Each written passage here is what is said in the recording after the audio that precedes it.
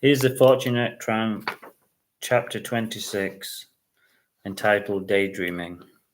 Tom, he bobbed along next to him as they made their way into town. Tom decided to walk a different way as he liked exploring new areas. He went round the back of the houses. It was nice to see things from a different angle. Jack looked a little lost but kept up with him, his little feet making a tapping noise on the cobblestones. Tom was daydreaming as he glanced at the flowers pushing through the cobblestones. He didn't pay much attention to the hooded youth walking menacingly towards him. If he had, he would have noticed his clenched fist and his hunched shoulders and menacing eyes. The youth walked towards Tom, who had stopped to admire a beautiful flower. He made heavy contact with his shoulder, knocking Tom hard against the brick wall.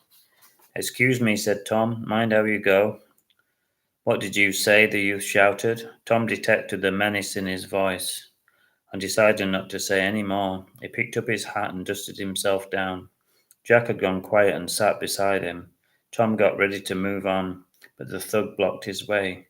"Excuse me," said Tom again, trying to hide his apprehension. "Cool," the man replied, "but give me your money first." "I haven't got any," Tom said. "Yes, you have, mate. Empty them pockets. Let me check," he said, moving closer.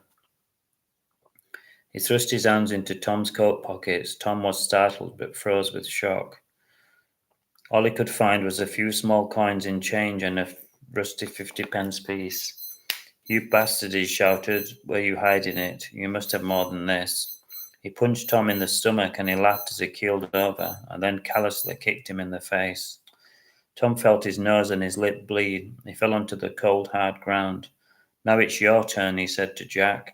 He picked him up. His tail had stopped wagging, and he had a confused look on his face.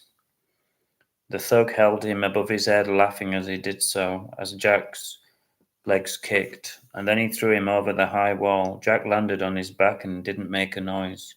Tom woke to the rain on his face. For a moment he wasn't sure where he was, but then he remembered the cobblestones and he wiped the dust from his mouth. Immediately his hand was covered with blood, his lips were burning, and he felt dizzy and disorientated.